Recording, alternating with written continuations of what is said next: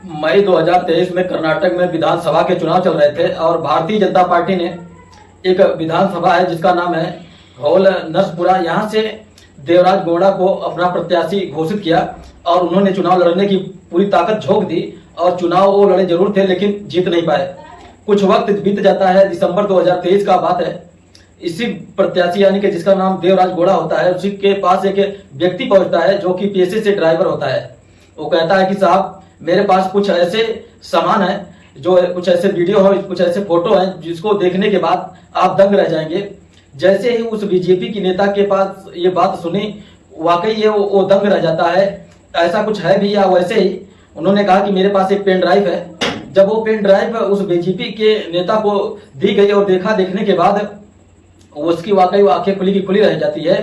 उसे ड्राइवर से पूछते हैं कि भाई ये पेन ड्राइव ऐसे फोटोग्राफ से किसी और के पास तो नहीं है?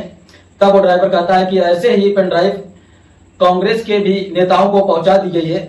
अब बीजेपी के नेता के पास भी पहुंची हुई थी वो पेन ड्राइव और कांग्रेस के नेता भी के पास भी पहुंची थी।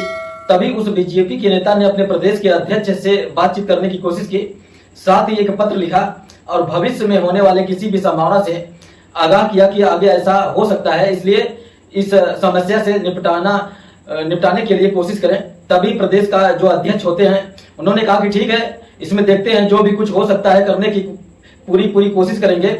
लेकिन शायद आगे कुछ हुआ नहीं, इसलिए वो बीजेपी का जो नेता होते हैं वो शांत नहीं बैठे और बल्कि भारत के प्रधानमंत्री नरेंद्र मोदी के एक सेक्रेटरी से बातचीत करने की कोशिश की और कहा कि मुझे प्रधानमंत्री जी का समय दिलवा दीजिए, मैं उनसे कुछ बात करना चाहता हूं। कुछ ऐसे ठोस बातें हैं जिसको सुनने के बाद शायद वो भी दंग रह जाएंगे। लेकिन सेक्रेटरी के माध्यम से समय नहीं मिल पाया और वो प्रधानमंत्री से मुलाकात हो नहीं पाती है।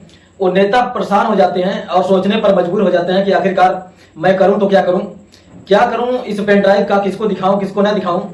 वक्त ऐसे ही आगे बढ़ रहा था और कर्नाटक में ही एक जगह जनसभा आयोजित होने वाली थी, कार्यक्रम होने वाला था। उसी कार्यक्रम में अमित शाह यानी कि गृह मंत्री भी पहुंचे हुए थे।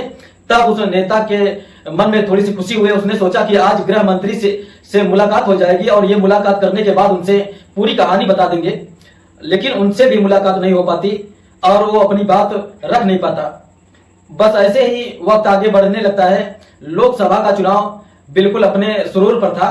द्वितीय चरण का जब चुनाव चल रहा था, वो पेन ड्राइव अचानक से सामने आ जाता है और वो फोटो और वीडियो लगातार वायरल होने लगता है और तभी अखबारों में, सोशल मीडिया, टीवी, हर जगह चलने लगता है कि देश का सबसे बड़ा सेक्स स्कैंडल है।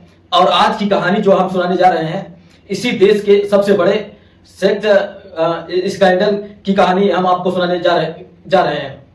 नमस्ते, प्रणाम, हर हर महादेव। मैं प्रकाश पाल।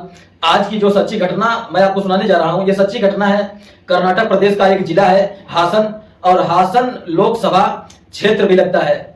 जब ये चुनाव का द्वितीय चरण चल रहा था, तब बात है चाहे 23, 24, 25 अप्रैल 2024 की।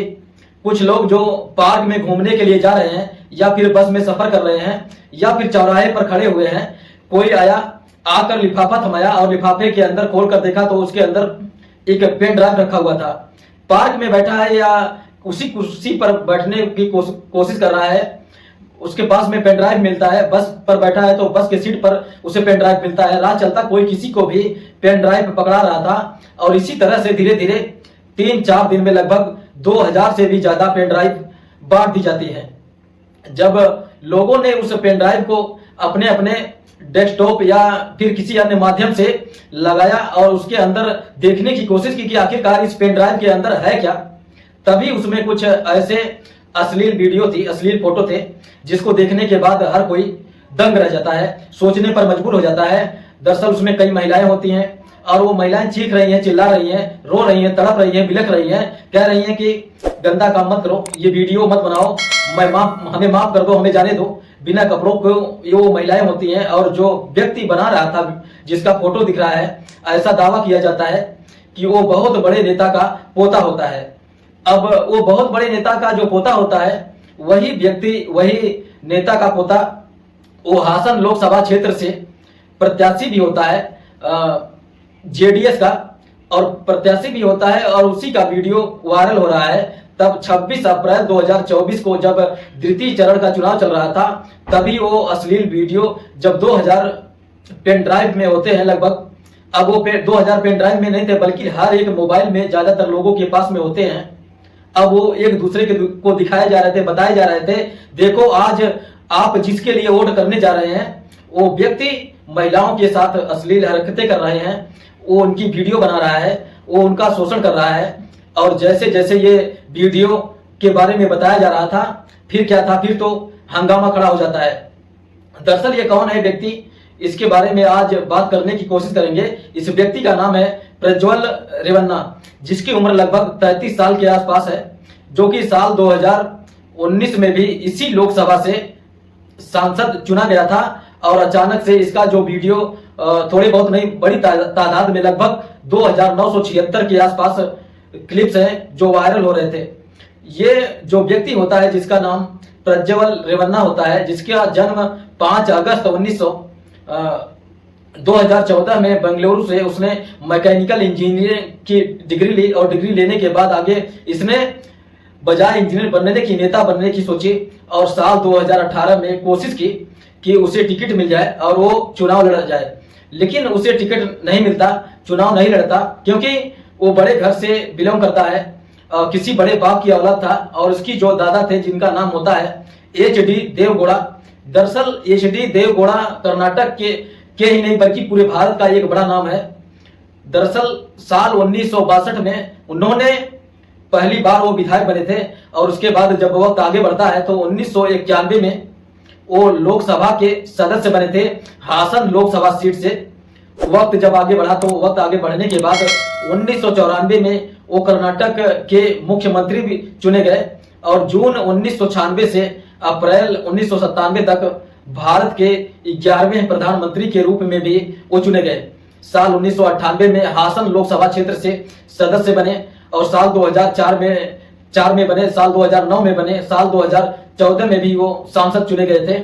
लेकिन जब साल 2019 की इलेक्शन की बात आती है तो उनके जो पोता होता है, जिनका नाम प्रज्वल रेवन्ना होता है, उसने जब कहा कि मुझे भी राजनीति में आना है, तब उसने दादा ने अपने पोते के लिए सीट छोड़ दी, और वो चुनाव में खड़ा हो जाता है, और वो चुनाव भी हासिल कर लेता है।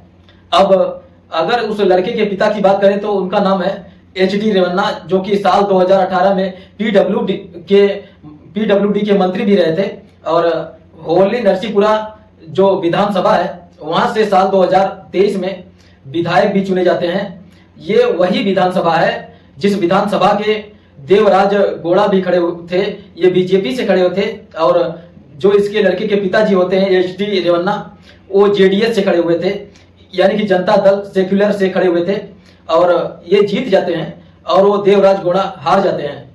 जो इनके चाचा होते हैं HD कुमारस्वामी, जो कि मुख्यमंत्री रहे हैं कर्नाटक के, और इस लड़के की जो माँ होती है भिवानी, इनका नाम भिवानी होता है, वो जिला पंचायत सदस्य भी रही होती हैं। और इनका जो भाई होता है जिसका नाम होता है सूरज रेवन्ना, जो कि MLC होता है, यानी कि बहुत बड़े घर से, बहुत बड़े खानदान से वो व्यक्ति ताल्लुकात रखता है। और उसी का ही ये वीडियो सोशल मीडिया पर जब लगातार वायरल हो रहा था, तो कर्नाटक के राज्य महिला आयोग की अध्यक्ष होती हैं, और जैसे ही उनके पास तक वो वीडियो पहुंच जाता है, वो देखकर एकदम चौकन्ने हो जाती हैं और हैरत में पड़ जाती हैं कि आखिरकार ये हो क्या रहा है। 26 अप्रैल को इनके पास वीडियो पहुंचता है, 27 अप्रैल को ये पत्र लिखते हैं मुख्यमंत्री कर्नाटक के जो होते हैं। लिखने के बाद वो कहते हैं कि इस मामले की कुछ उच्च तरीके से जांच करिए, जो भी जांच करने के बाद प्रिंसिपल हो सकेगा उसकी कार्रवाई करें। अब मुख्यमंत्री के पास जैसे ही पत्र आता है, उन्होंने एक SIT का गठन किया, और 28 अप्रैल 2024 को जब SIT का गठन करने के बाद ADGP VK सिंह, जो कि बेहद ईमानदार ऑफिसर बताए जाते हैं, साथ ही DG सुमन D और पैनिकर, साथ ही IPS सीमा लाटकर, इनको उस टीम का SIT का हिस्सा रखा जाता है। अब इसी बीच में थाने में एक शिकायत पहुंचती है, और शिकायत करने वाले कोई और नहीं बल्कि इसी नेता के घर से ताल्लुक रखने वाली एक नौकरानी होती है, जिसकी उम्र होती है लगभग 47 साल के आसपास होती है। उसने बताया कि किस तरह से साल 2019 में वो इस घर में आई थी मेल बनकर, और उसका 2019 से ही उसका यौन शोषण हो रहा था, उसके साथ वो गंदा काम हो रहा था, और उसके ऐसा दावा किया जाता है मीडिया में।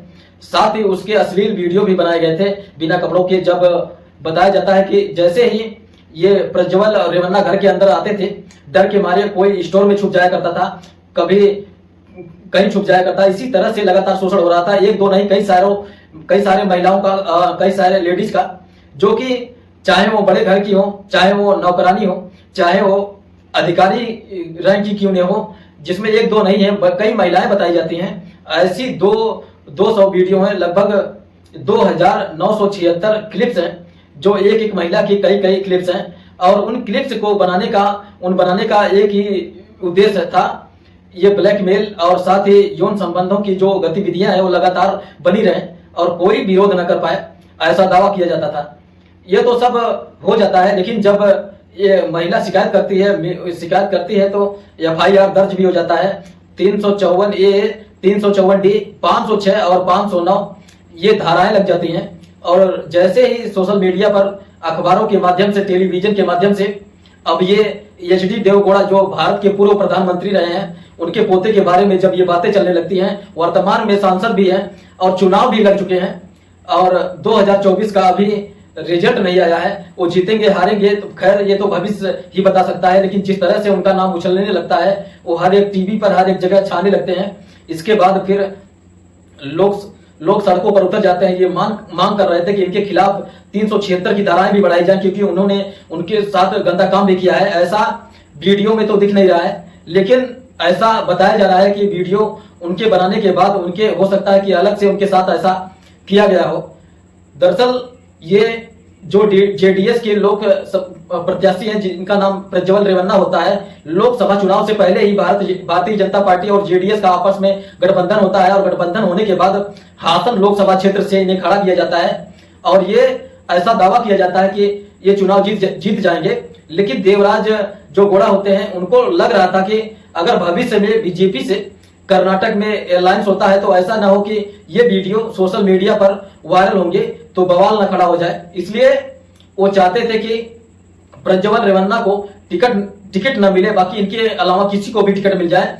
अब इस बीच में अगर इनकी वीडियो वायरल होती है तो कोई फर्क नहीं पड़ेगा, लेकिन अब वो सभी लोगों ने सवाल उठाने शुरू कर दिए थे, चाहे वो JDS हो और चाहे वो BJP के पार्टी हो। आखिरकार महिलाओं के साथ वहां पर ऐसा क्यों हो रहा है, क्या हो रहा है? और ये लगातार वायरल हो ही रहा था। आगे 26 तारीख को यहाँ का चुनाव भी हो चुका था और अब आगे क्या होगा क्या नहीं होगा, लेकिन जिस तरह से ये वीडियो वायरल हो जाता है, इस नेता को, जो सांसद होते हैं प्रज्वल रेवन्ना, इनको पता चल जाता है और ये मौका पाते ही वोटिंग कराने के बाद 27 अप्रैल 2024 को सुबह लगभग 3:35 पर लुफ्थांसा एयरलाइन से सफर करने लगते हैं, सीधा बेंगलुरु पहुंच जाते हैं और वहां से फ्रैंक के लिए रवाना होते हैं और यहां से निकल जाते हैं। यहां से मौका पाते हैं जर्मनी के लिए भाग जाते हैं, ऐसा दावा किया जा रहा है, वो जांच से बचने के लिए, क्योंकि उनका वीडियो लगातार वायरल हो रहे थे। अब BJP, कांग्रेस, अब सब के सब पार्टियां एक दूसरे पर आरोप लगा रहे हैं कि इन्होंने ऐसा हो रहा है, वैसा हो रहा है, आगे क्या होता है। ये भी दावा किया जाता है कि सिर्फ चुनावी लाभ लेने के लिए ही लोकसभा के द्वितीय चरण में भी ये जानबूझकर वीडियो वायरल की गई थी, ताकि एक पार्टी को इसका ज्यादा फायदा मिल जाए और दूसरी पार्टी को इसका कम फायदा मिल जाए। आगे भविष्य में क्या होगा क्या नहीं होगा, इसके बारे में तो खैर कुछ कह नहीं सकते, लेकिन जिस तरह से एक बड़े नेता का पोता इस तरह से हरकतें कर रहा है, वाकई अपने आप में बहुत शर्मनाक होता है। जांच में क्या होगा क्या नहीं होगा, क्योंकि ये बड़े लोगों के साथ किस तरह से होती है आप भी सहज अंदाजा लगा सकते हैं।